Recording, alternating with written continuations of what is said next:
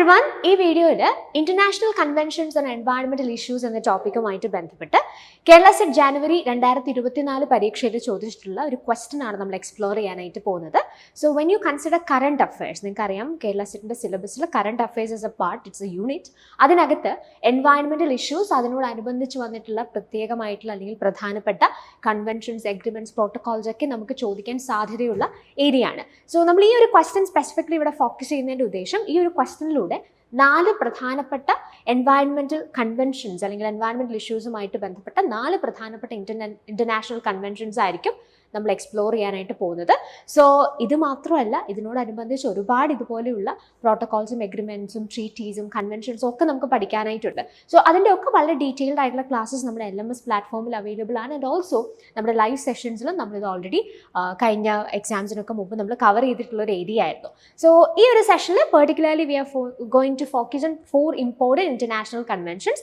So ഈ ഒരു ക്വസ്റ്റ്യനിലൂടെ നമ്മൾ ഈ 4 കൺവെൻഷൻസ് എക്സ്പ്ലോർ ചെയ്യുന്നതിൻ്റെ ഉദ്ദേശം എങ്ങനെയാണ് ഈ ഏരിയ നിങ്ങൾ കവർ ചെയ്യേണ്ടത്, അല്ലെങ്കിൽ എന്തൊക്കെ പ്രധാനപ്പെട്ട കൺവെൻഷൻസ് ആണ് നിങ്ങൾ എക്സ്പ്ലോർ ചെയ്യുന്നത് എന്നുള്ളൊരു ഐഡിയ നിങ്ങൾക്ക് കിട്ടാനായിട്ടാണ്.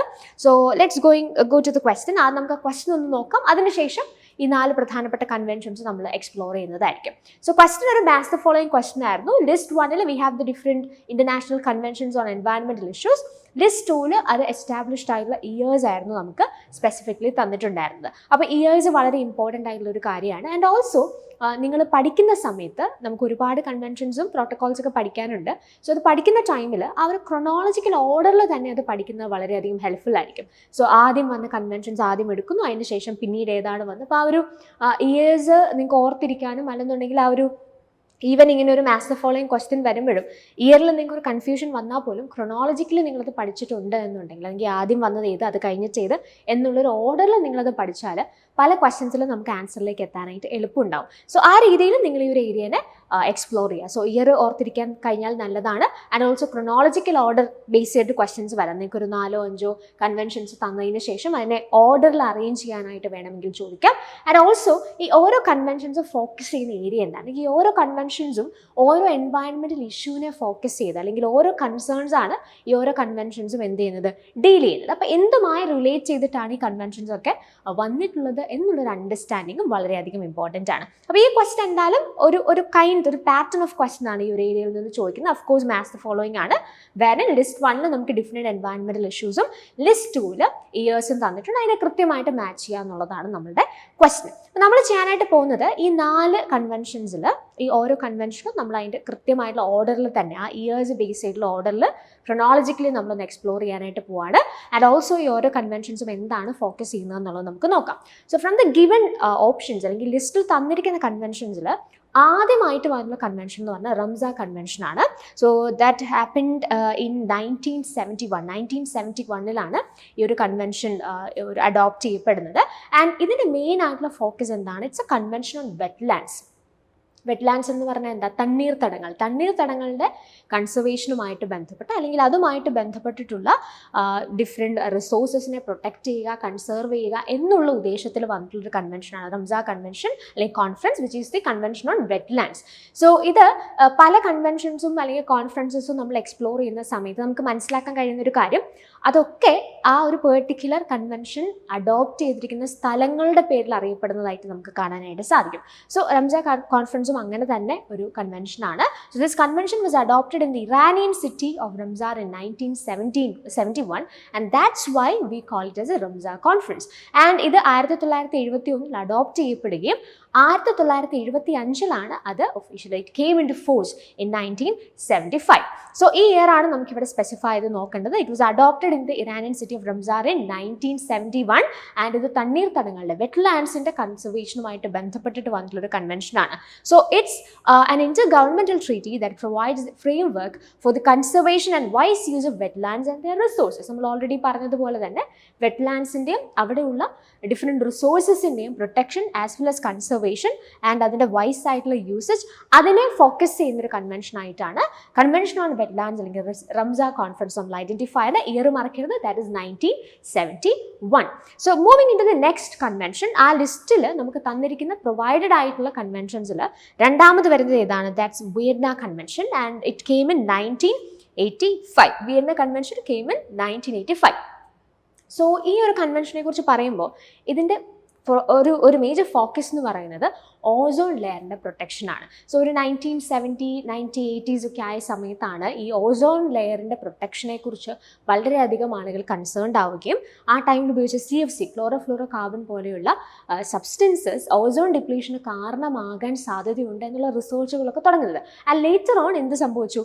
കൃത്യമായിട്ട് ഇവർ ഈ പഠനവും റിസർച്ചും മുമ്പോട്ട് കൊണ്ടുപോവുകയും അതിൻ്റെ ഫലമായിട്ട് ഓൾറെഡി ഓസോൺ ലെയറിൽ ഡിപ്ലീഷൻ സംഭവിച്ചിട്ടുണ്ട് എന്നുള്ള കണ്ടെത്തലുകളും കാര്യങ്ങളൊക്കെ വരാനായിട്ട് ഇടയായി. അപ്പോൾ ആ സമയത്ത് വളരെ സിഗ്നിഫിക്കൻ്റ് ആയിട്ട് വന്നിട്ടുള്ള 2 പ്രധാനപ്പെട്ട ഇനിഷ്യേറ്റീവ്സ് ഉണ്ട്. അതായത് ഈ പറയുന്ന ഓസോൺ ലെയർ ഡിപ്ലീഷൻ അല്ലെങ്കിൽ ഓസോൺ ലെയറിൻ്റെ പ്രൊട്ടക്ഷനുമായിട്ട് ബന്ധപ്പെട്ട് 2 പ്രധാനപ്പെട്ട ഇനിഷ്യേറ്റീവ്സ് ആണ് വരുന്നത്. അതിലൊന്നാണ് വിയന്ന കൺവെൻഷൻ, രണ്ടാമത്തത് മോൺട്രിയൽ പ്രോട്ടോക്കോൾ ആണ്.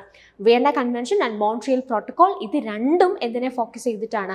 ഓസോൺ ലെയറിൻ്റെ പ്രൊട്ടക്ഷനെ ഫോക്കസ് ചെയ്തിട്ടുള്ള ഇനിഷ്യേറ്റീവ്സ് ആയിട്ട് നമുക്ക് ഐഡൻറ്റിഫൈ ചെയ്യാനായിട്ട് സാധിക്കും. സോ ഇതിനകത്ത് നമ്മൾ ഈ ഒരു ക്വസ്റ്റ്യൻ വിയന്ന കൺവെൻഷൻ ഫോക്കസ് ചെയ്തിരിക്കുന്നത് കൊണ്ട് ഈ ഒരു സെഷനിൽ നമ്മൾ വിയന്ന കൺവെൻഷൻ ആണ് പറയുന്നത്. മോൺട്രിയലും ഇമ്പോർട്ടൻ്റ് ആണ്. അത് നമ്മളുടെ ലൈവ് സെഷൻസിൽ നമ്മൾ കവർ ചെയ്തിട്ടുണ്ട്. ആൻഡ് ഓൾസോ LMS പ്ലാറ്റ്ഫോമിലുള്ള വീഡിയോയിലും നിങ്ങൾക്ക് അത് എക്സ്പ്ലോർ ചെയ്യാനായിട്ട് സാധിക്കുന്നതാണ്. സോ 1985 വിയന്ന കൺവെൻഷൻ വരുന്നത്. ഓഫ്കോഴ്സ് നമ്മൾ പറഞ്ഞതുപോലെ ഓസോൺ ലെയറിൻ്റെ പ്രൊട്ടക്ഷനുമായിട്ട് ബന്ധപ്പെട്ടിട്ടാണ് ഇങ്ങനൊരു എഗ്രിമെൻറ്റ് ഇനിഷ്യലി ഇൻട്രൊഡ്യൂസ് ചെയ്യപ്പെടുന്നത്.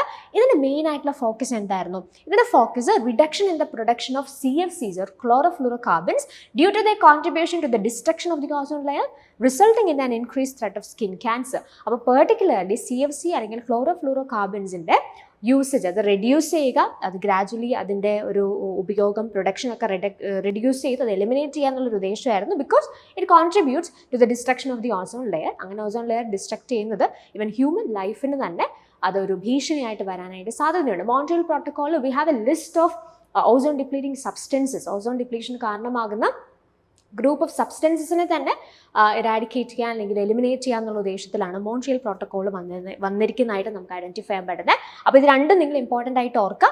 Vienna convention and Montreal protocol ഇത് രണ്ടും ഓസോൺ ലെയർ കൺസർവേഷൻ അല്ലെങ്കിൽ അതിൻ്റെ പ്രൊട്ടക്ഷനുമായിട്ട് ബന്ധപ്പെട്ട ഇനിഷ്യേറ്റീവ്സ് ആണ്. ഈ ക്വസ്റ്റിൽ വിയന്ന കൺവെൻഷൻ ഫോക്കസ് ചെയ്തിരിക്കുന്നതുകൊണ്ട് അതിൻ്റെ ഇയർ നമ്മൾ സ്പെസിഫൈ ചെയ്ത് പറഞ്ഞിട്ടുണ്ട്. That is 1985. ഇനി അടുത്ത ഇമ്പോർട്ടൻ്റ് ആയിട്ടുള്ള ഇനിഷ്യേറ്റീവ് ഏതാ നമ്മൾ ആ ക്വസ്റ്റിനകത്ത് കണ്ടത്? That is Basel convention on trans boundary movement of hazardous waste of 1989. So ഇതെന്താണ് പെർട്ടിക്കുലർലി ഫോക്കസ് ചെയ്യുക? സോ 1980s ഒക്കെ ആയ സമയത്ത് നമ്മൾ ഈ വെസ്റ്റേൺ രാജ്യങ്ങൾ അല്ലെങ്കിൽ നമ്മൾ ഈ പറയുന്ന ഇൻഡസ്ട്രിയലൈസ്ഡ് ആയിട്ടുള്ള രാജ്യങ്ങളിൽ അല്ലെങ്കിൽ ഇൻഡസ്ട്രിയലൈസ്ഡ് വേൾഡിൽ there was a problem that was rising. So ആ ടൈമിൽ അവിടെ ഉണ്ടായിരുന്ന ഹസാർഡസ് ആയിട്ടുള്ള വേസ്റ്റുകൾ എന്ന് പറഞ്ഞാൽ എന്താ? ഹ്യൂമൻ ഹെൽത്തിനെയൊക്കെ ബാധിക്കാൻ സാധ്യതയുള്ള പ്രശ്നമുള്ള വേസ്റ്റുകൾ അത് ഒരുപാട് അവിടെയുള്ള സ്ഥലങ്ങളിൽ ഡംപ് ചെയ്യപ്പെടുകയും അതിനെക്കുറിച്ച് ആളുകൾ പബ്ലിക്കിൻ്റെ ഇടയ്ക്കുന്ന ഒരു പ്രോബ്ലം അല്ലെങ്കിൽ പബ്ലിക്കിൻ്റെ ഇടയ്ക്കുന്ന ഒരു റെസിസ്റ്റൻസ് ഈ ഒരു ഡിസ്പോസൽ ഓഫ് ഹസാർഡസ് വേസ്റ്റിനെ കുറിച്ച് ഉണ്ടാവുകയും ചെയ്തു. അപ്പോൾ അതിനെയാണ് നമ്മൾ not in my back yard എന്ന് പറയുന്നൊരു മൂവ്മെൻ്റ് ആയിട്ട് ഐഡൻറ്റിഫൈ, ഇറ്റ്സ് എ സിൻഡ്രോം, അങ്ങനെ ഒരു മൂവ്മെൻ്റ് ആയിട്ട് നമ്മൾ ഐഡൻറ്റിഫൈ ചെയ്യണം. സോ ഇങ്ങനെ ഒരു ഇഷ്യൂ ഇൻഡസ്ട്രിയൽ വേൾഡ് വന്നു കഴിഞ്ഞപ്പോൾ എന്താ പ്രോബ്ലം? അങ്ങനെയാണെന്നുണ്ടെങ്കിൽ ഹസാർഡസ് വേസ്റ്റുകൾ എന്ത് ചെയ്യണം? ഇവരുടെ സ്ഥലങ്ങളിൽ നിന്ന് വേറെ എങ്ങോട്ടെങ്കിലും മാറ്റേണ്ട ഒരു സിറ്റുവേഷൻ വരുന്നു. അങ്ങനെ അവർ അതിന് വേണ്ടി കണ്ടെത്തിയൊരു മാർഗ്ഗം എന്താണെന്ന് വെച്ചാൽ നമ്മൾ മറ്റ് രാജ്യങ്ങളിലേക്ക്, എസ്പെഷ്യലി ഈ ഡെവലപ്ഡ് ആയിട്ടുള്ള രാജ്യങ്ങളിൽ നിന്ന് മച്ച് ലെസ് ഡെവലപ്ഡ് അല്ലെങ്കിൽ ഡെവലപ്പിംഗ് ആയിട്ടുള്ള അല്ലെങ്കിൽ ഡെവലപ്ഡ് അല്ലാത്ത നേഷൻസിലേക്ക് എന്ത് ചെയ്യുക? ഈ ഹസാർഡസ് വേസ്റ്റിനെ നമ്മൾ അതിൻ്റെ വേസ്റ്റ് മാനേജ്മെൻറ്റിൻ്റെ ഭാഗമായിട്ട് കയറ്റി അയക്കാം എന്നുള്ളൊരു തീരുമാനം. പക്ഷേ പ്രോബ്ലം എന്താ ഇവിടെ ഈ ലെസ് ഡെവലപ്ഡ് ആയിട്ടുള്ള അല്ലെങ്കിൽ ഡെവലപ്പിംഗ് ഓർ ഡെവലപ്ഡ് അല്ലാത്ത നേഷൻസിനെ സംബന്ധിച്ചിടത്തോളം അവർക്ക് ഈ ഒരു കൃത്യമായിട്ട് എങ്ങനെയുള്ള ഹസാർഡസ് വേസ്റ്റുകൾ അത് കൃത്യമായി മാനേജ് ചെയ്യേണ്ടേ, അതല്ലെങ്കിൽ എങ്ങനെയാണ് നശിപ്പിക്കേണ്ടത് എന്നുള്ളതിനെ പറ്റിയിട്ടുള്ള അവയർനെസ് വളരെ കുറവാണ്. അപ്പം they are not much that aware about the consequences of this hazardous waste. അങ്ങനെ വന്നപ്പോൾ എന്താ സംഭവിക്കുന്നത്? ഇതൊരു പ്രോബ്ലം ആയിട്ട് മാറി. അപ്പോൾ അതിനെ കൃത്യമായിട്ട് അഡ്രസ്സ് ചെയ്യാന്നുള്ള ഉദ്ദേശത്തിലാണ് Basel convention on trans boundary movement of hazardous waste, അതായത് ഒരു രാജ്യത്തിൽ നിന്ന് മറ്റൊരു രാജ്യത്തേക്ക് ഹസാർഡസ് വേസ്റ്റ് കയറ്റി അയക്കുന്നതുമായിട്ട് ബന്ധപ്പെട്ടിട്ടുള്ള പ്രോബ്ലംസ് ഐഡൻറ്റിഫൈ ചെയ്യാനായിട്ട് ഒരു കൺവെൻഷൻ നിലവിൽ വരുന്നത്. So it's an international treaty that was designed to reduce the movements of hazardous waste between nations and specifically to prevent transfer hazardous waste from developed to less developed countries. അപ്പോൾ നമ്മൾ ആ പറഞ്ഞ ഒരു back drop എന്താണെന്നുള്ളത് നമ്മൾ already പറഞ്ഞു. അപ്പോൾ ഒരു രാജ്യത്ത് നിന്ന് അല്ലെങ്കിൽ ഒരു നേഷനിൽ നിന്ന് മറ്റൊരു നേഷനിലേക്ക് ഹസാർഡസ് വേസ്റ്റ് കയറ്റി അയക്കുന്നത്, എസ്പെഷ്യലി ഡെവലപ്ഡ് ആയിട്ടുള്ള രാജ്യങ്ങളിൽ നിന്ന് ലെസ് ഡെവലപ്ഡ് ആയിട്ടുള്ള കൺട്രീസിലേക്ക് ഹസാർഡസ് വേസ്റ്റ് മൂവ് ചെയ്യുന്നത് അല്ലെങ്കിൽ അതിനെ അങ്ങനെ മാറ്റുന്നതുമായിട്ട് ബന്ധപ്പെട്ടുള്ള കൺസേൺസ് ആണ് സ്പെസിഫിക്കലി അല്ലെങ്കിൽ പ്രിവെൻറ്റ് ചെയ്യുക എന്നുള്ള ഉദ്ദേശത്തിലാണ് ഇങ്ങനെ ഒരു പെർട്ടിക്കുലർ കൺവെൻഷൻ വരുന്നത്. സോ ദിസ് ഹാപ്പൻഡ് ഇൻ നമ്മൾ ഓൾറെഡി പറഞ്ഞു 1989 and it came in to force in 1992 and also ഇന്ത്യയും ഇതിൻ്റെ ഒരു ഭാഗമായിട്ട് India also ratified the convention and we have enacted the hazardous waste management rules act of 1989. So എന്തൊക്കെയാണ് ഇതിനകത്ത് principal AIIMS അല്ലെങ്കിൽ ഈ ഒരു കൺവെൻഷൻ എന്തൊക്കെ കാര്യങ്ങളെയാണ് പെർട്ടിക്കുലർലി ഫോക്കസ് ചെയ്യുന്നത് നമുക്ക് നോക്കാം.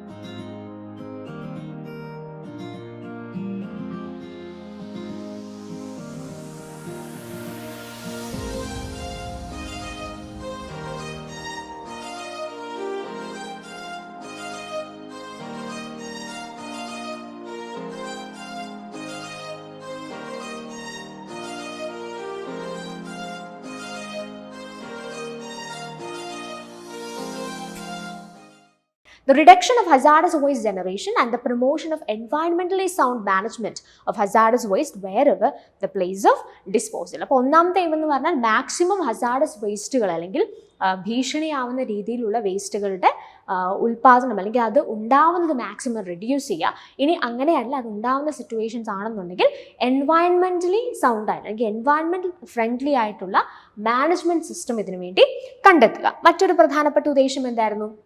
The restriction of transboundary movements of hazardous waste, except where it is perceived to be in accordance with the principles of environmentally sound management. അപ്പോൾ maximum transboundary movements of hazardous waste restrict ചെയ്യുക. ഒരു സ്ഥലത്ത് നിന്ന് മറ്റൊരു സ്ഥലത്തേക്ക് ഇത് കയറ്റി അയക്കുന്ന പരിപാടി മാക്സിമം റെസ്ട്രിക്ട് ചെയ്യുക. ഇനി അങ്ങനെയല്ല, ചില സിറ്റുവേഷൻസിൽ അതങ്ങനെ വേണ്ടി വരുന്ന അല്ലെങ്കിൽ കൃത്യമായിട്ട് ഈ പറഞ്ഞ എൻവയൺമെൻറ്റ് സൗണ്ട് മാനേജ്മെൻറ്റ് ആണ് എന്നുണ്ടെങ്കിൽ ഒരു സ്ഥലത്ത് നിന്ന് മറ്റ് സ്ഥലങ്ങളിലേക്ക് കയറ്റി അയക്കാനായിട്ട് സാധ്യതയുള്ള ചില സിറ്റുവേഷൻസ് ഉണ്ടാവും. അങ്ങനെ കയറ്റി അയക്കുന്ന സമയത്ത് കൃത്യമായിട്ട് എൻവയൺമെൻറ്റൽ ഫ്രണ്ട്ലി ആയിട്ട് അല്ലെങ്കിൽ എൻവയൺമെൻ്റലി സൗണ്ട് മാനേജ്മെൻറ്റ് ആണ് അവിടെ നടക്കുന്നത് എന്നുള്ളത് ഉറപ്പുവരുത്തുക. Regulatory system applying to case where transboundary movements are permissible. അപ്പോൾ നമ്മൾ ഓൾറെഡി പറഞ്ഞു മാക്സിമം ഇത് റെസ്ട്രിക്ട് ചെയ്യുക. പക്ഷേ ചില സിറ്റുവേഷൻസിൽ അത് പെർമിസിബിൾ ആയിരിക്കും. അത് കൃത്യമായിട്ടുള്ള കാര്യങ്ങളൊക്കെ ഫോളോ ചെയ്തിട്ടാണ് നടക്കുന്നതെന്നുണ്ടെങ്കിൽ പെർമിസിബിൾ ആയിട്ടുള്ള സിറ്റുവേഷൻസും ഉണ്ട്. അങ്ങനെ നടക്കുമ്പോൾ കൃത്യമായിട്ടുള്ള റെഗുലേറ്ററി സിസ്റ്റംസ് അതിലേക്ക് അപ്ലൈ ചെയ്യുക.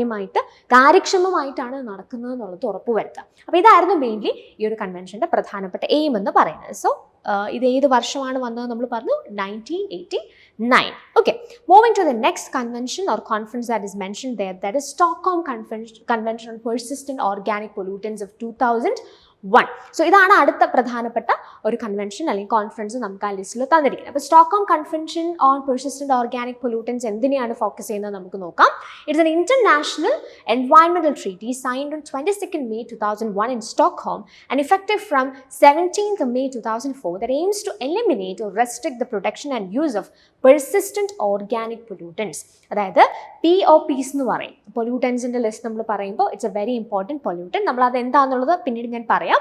സോ പെർസിസ്റ്റന്റ് ഓർഗാനിക് പൊല്യൂട്ടൻസിൻ്റെ പ്രൊഡക്ഷനും അതിൻ്റെ യൂസും അതുമായിട്ട് ബന്ധപ്പെട്ട് അല്ലെങ്കിൽ അത് റെസ്ട്രിക്ട് ചെയ്യുക എന്നുള്ളൊരു ഉദ്ദേശത്തിൽ സ്റ്റോക്ക്ഹോമിൽ നടന്നിട്ടുള്ള ഒരു കൺവെൻഷനാണ് Stockholm convention on persistent organic pollutants എന്ന് പറയുന്നത്. ഇപ്പോൾ 2001 ഇത് നടക്കുന്നത് and it came in to force on 17th May 2004. അപ്പോൾ എന്താണ് ഈ പെർസിസ്റ്റന്റ് ഓർഗാനിക് പൊല്യൂട്ടൻസ് എന്ന് പറഞ്ഞാൽ? Persistent organic pollutants POPs are toxic chemicals that are resistant to degradation. Persistent organic pollutants or POPs are chemical of global concern due to their potential for long range transport, persistent in the environment, ability to biomagnify and bioaccumulate in ecosystems, as well as their significant negative effects on human health and the environment. അപ്പോൾ എന്തായി persistent organic pollutants എന്ന് പറഞ്ഞാൽ? It's A group of toxic chemicals. അത് ഒരിക്കലും എൻവയൺമെൻറ്റിലേക്ക് വന്നു കഴിഞ്ഞാൽ അത് degrade ചെയ്ത് പോകില്ല. അത് അങ്ങനെ തന്നെ എൻവയൺമെൻറ്റിൽ എന്ത് ചെയ്യും? സസ്റ്റെയിൻ ചെയ്യും. അപ്പോൾ വരുന്ന പ്രശ്നം എന്താ?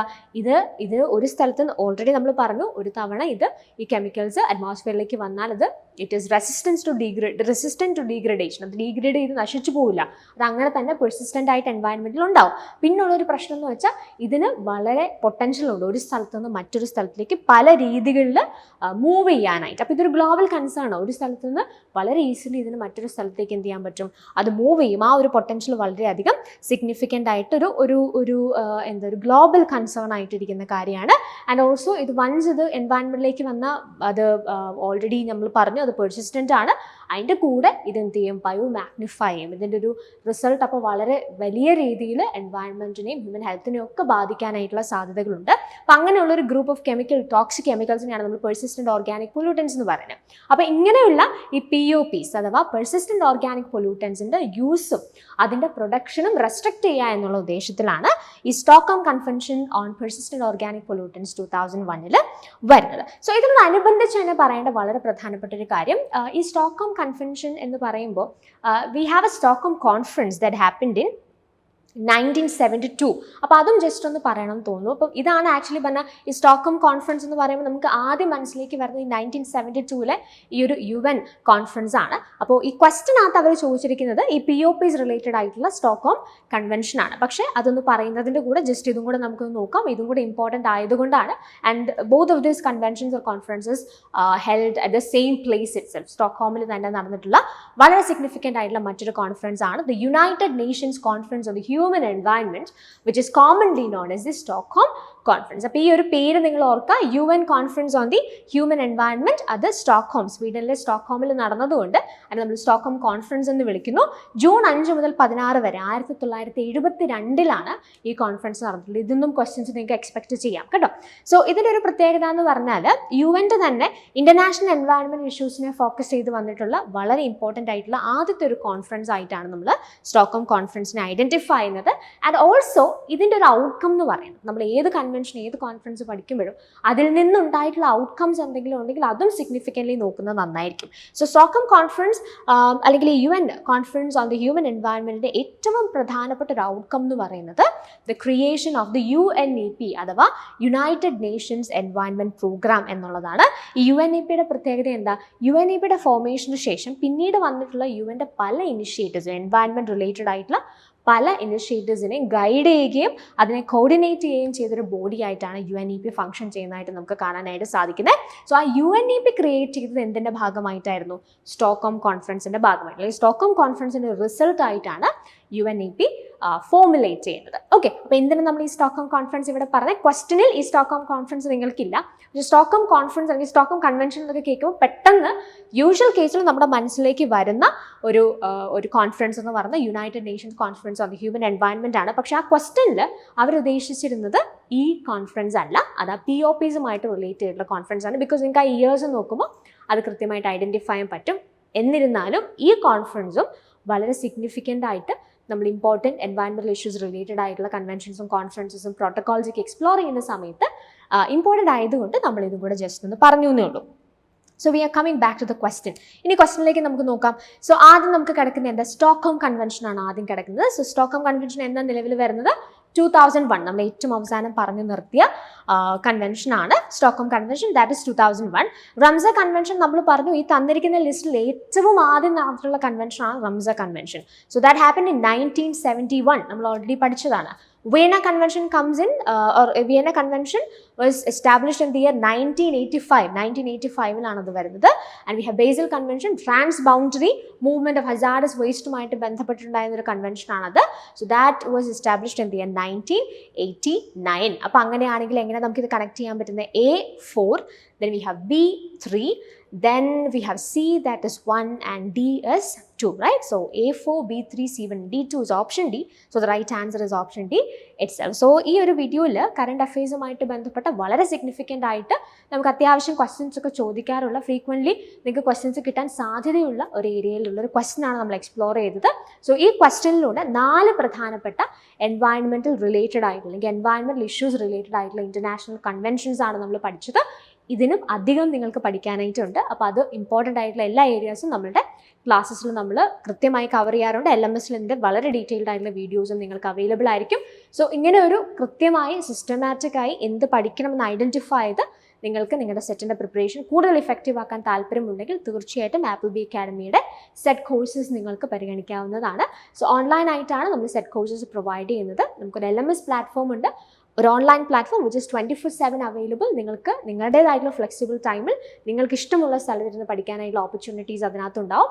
ആൻഡ് പാരലലി ലൈവ് സെഷൻസും കൂടെ കണ്ടക്ട് ചെയ്തിട്ടായിരിക്കും വളരെ ഇഫക്റ്റീവ് ആയിട്ടുള്ള നമ്മുടെ ഈ കോഴ്സ് നമ്മൾ ഒരു എക്സാം പോയിന്റ് ഓഫ് വ്യൂവിൽ കംപ്ലീറ്റ് ചെയ്യുന്നത്. ഓക്കെ, അപ്പോൾ നിങ്ങൾക്ക് ഈ കോഴ്സിനെ കുറിച്ച് അറിയാൻ താല്പര്യമുണ്ട് അല്ലെങ്കിൽ അതിൻ്റെ കോഴ്സിന് ജോയിൻ ചെയ്യാൻ താല്പര്യമുണ്ടെങ്കിൽ തീർച്ചയായിട്ടും you can contact to the number that is given below. And also we have certain free WhatsApp groups wherein we provide with free materials. Okay, നിങ്ങൾക്ക് തന്നെ പ്രിപ്പയർ ചെയ്യുന്ന ആളുകളാണ്, പക്ഷേ നിങ്ങൾക്ക് ഒരു അസിസ്റ്റൻസ് അല്ലെങ്കിൽ ഫ്രീ മെറ്റീരിയൽ ഒക്കെ കിട്ടിയാൽ അത് ഹെൽപ്ഫുൾ ആകുമെന്നുണ്ടെങ്കിൽ അതിന് നിങ്ങൾക്ക് ഹെൽപ്ഫുൾ ആവുന്ന വാട്സപ്പ് ഗ്രൂപ്പ്സും അവൈലബിൾ ആണ്.